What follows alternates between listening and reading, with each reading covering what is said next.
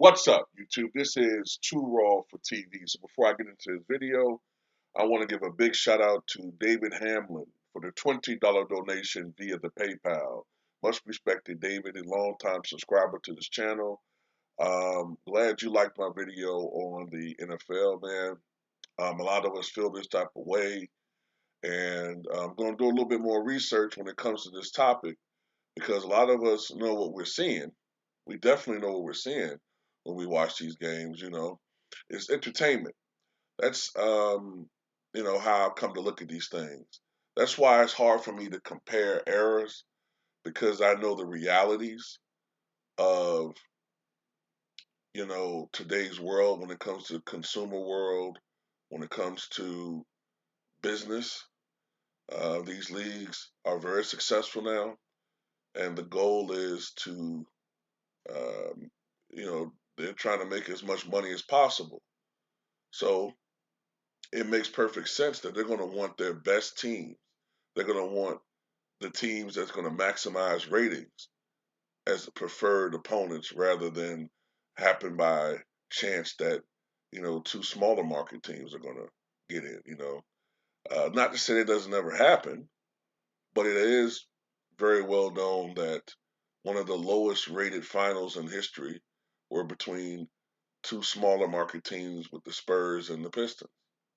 And then, it's interesting that you had these sweeping rule changes that came right after the NBA lost some $400 million because of, the ratings or lack of ratings thereof between 2003 and 2005. And then you had these rule changes which opened up the game and made all these stars. And then the NBA became a lot more focusing on stars rather than the team. So shout out to you, David, and shout out to any and everybody that wants to show love to Too Raw for TV. If you choose to, if you're able to, you can donate. If you're able to donate, you can do so in the links in the description box below via the PayPal or the Cash App or in the pinned comment in the comment section below. Now, this is a series I had promised. A subscriber of mine uh, requested this. I wasn't able to get to it immediately, but I will always uh, honor requests. So I had to think about top 10 playoff performers. And this is a list that's very difficult because you have to look at you have to think about what you want to value: scoring, winning, uh, durability, uh, longevity.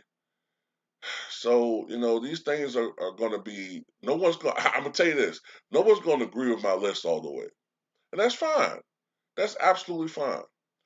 But I had to come with a top 10. And right now, this is my number 10. My number 10 is Larry Joe Bird. All right, Larry Joe Bird revitalized the Boston Celtics franchise. After the retirement of John Hondo Havlicek in 1978, Boston had a very poor season. They fell down to 29-53, and Boston hadn't won a championship since 1976. Now, back then, Boston was the preeminent franchise in NBA history. The Lakers were great, but they generally were seen as bridesmaids to the Boston Celtics. Now, interestingly, 1978 is when Boston actually secured their rights to Larry Bird, but Bird wasn't going to commit to being a pro until 1979. So 1979, Bird is officially drafted by the Boston Celtics. And at the time, they had the greatest turnaround in the history of the NBA. They went from 29 wins during the 1978-79 season to 61 victories during the 1979-80 NBA season.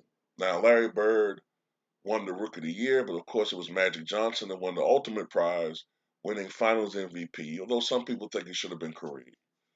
But Magic Johnson, on the strength of that 42 point, 15 rebounds, 7 assist performance in Game 7 against the Philadelphia 76ers, who were favored after Kareem Abdul-Jabbar's injury in Game 5. He won the championship and Finals MVP. But Larry Bird would go on during his career, and it should have been a longer career if it were not for the back injury. But during his career, he won 3 NBA championships, appeared in the NBA Finals 5 different times: 1981, 1984, 1985, 1986, and 1987. And he won Finals MVP twice. In the playoffs, in the playoffs, Larry Bird won 99 out of 164 contests for his team, meaning that they won 60.4% of the games that they appeared in the playoffs. And you have to remember, the Eastern Conference was loaded back then. It wasn't like they were playing against a bunch of bums. It wasn't like they had a cakewalk to the finals every year. Now, as great as Showtime Lakers were, you could argue that for a lot of the decade, they didn't have the greatest competition. That's not the case for the Boston Celtics.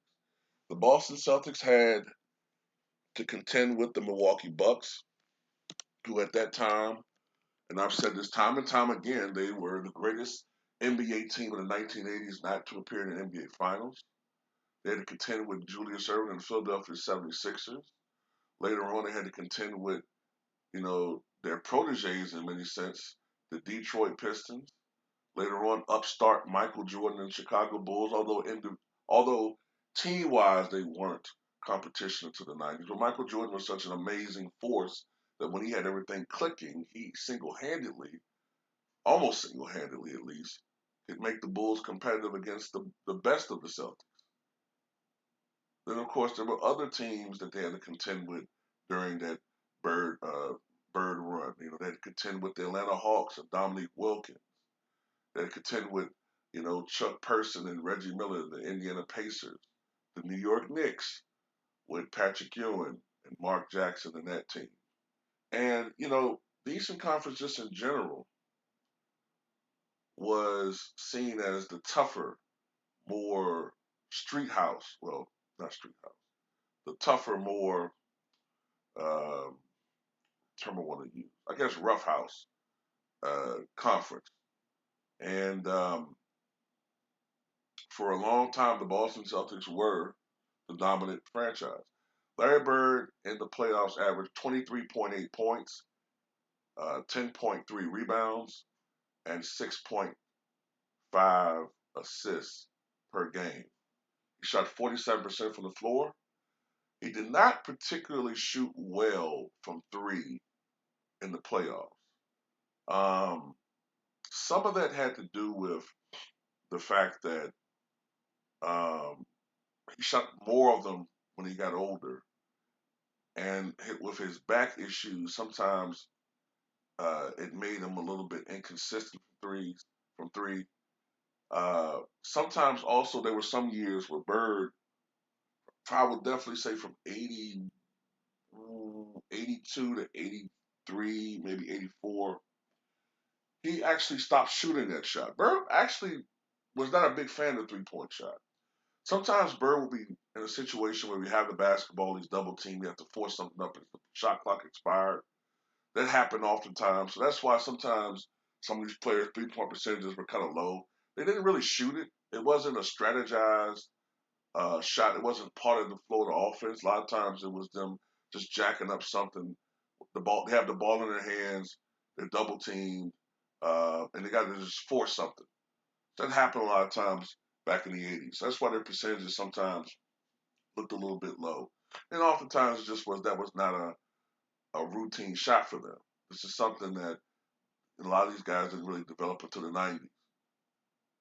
But he only shot 32% in the playoffs, but he was 89% from the foul line. And Bird was a workhorse extraordinaire.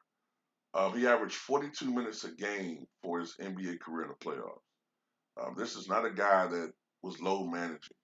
And you could actually argue that when you take those heavy minutes and you combine them with the way that he played, hustle, I mean, you know, controlled mayhem. When I say controlled mayhem, I mean not like Russell Westbrook, he was just reckless. Larry Bird was, a guy that was in constant motion at times, but it was controlled, uh, constant motion. He knew what he was doing. He saw things develop before they even developed, especially on the defensive end, as we noted with that great steal he had against Isaiah Thomas back in 1987 in that critical game 5 of that series. Um, Huge steal. But Bird, during the '86 playoffs, led all players, averaging 44.1 minutes per game. That's not the highest minutes he ever played. The highest minutes he ever played was the next year, '87. A lot of those guys were banged up, but Bird averaged 44.9 minutes per game, even though he didn't lead the playoffs. So these guys played a lot of goddamn minutes, man. Matter of fact, an interesting statistic for Larry Bird, I remember. Um, every year that he played at least 3,000 minutes, the Boston Celtics went to the NBA Finals every year. Every year that he played 3,000 minutes, they went to the finals every one of those years. And if I had to think about his greatest finals run, excuse me, his greatest playoff run, kind of gave away a little bit. I would have to say the 1986 NBA Finals. 1986 NBA Finals, Larry Bird averaged 24 points, 9.7 rebounds, 9.5 assists, 2.7 steals. And what makes those numbers so phenomenal is he wasn't stat padding. A lot of, sometimes maybe I overdo it a little bit, but a lot of these guys today, they stat pad. You know what I'm saying? That the game can be out of hand. They see he only got 23 points. They're averaging, 27 or 28. And so they stay in the game, even though their team is down 18-20.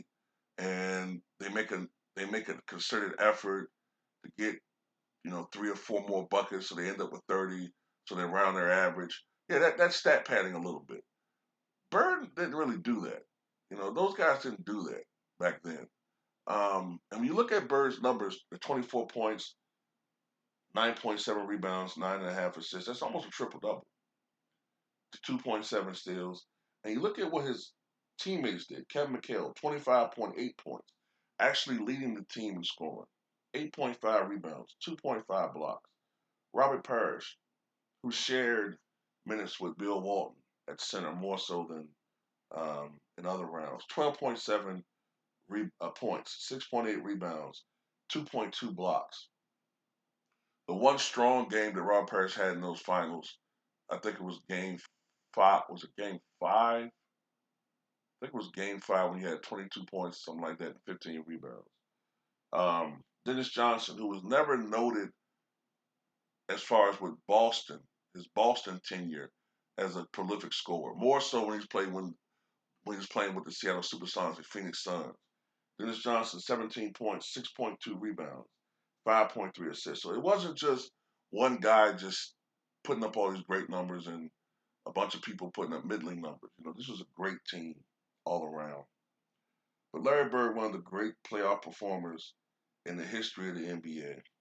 No doubt about it, man. Great all-around player. He saw things, you know, he could see the game in a way that most people that played the game just weren't able to see it. Very high basketball IQ. And you can only imagine what he would have been able to accomplish had he not started down as early as he did. So this is my number 10 playoff performer, Larry Joe Bird. Tell me what you guys think.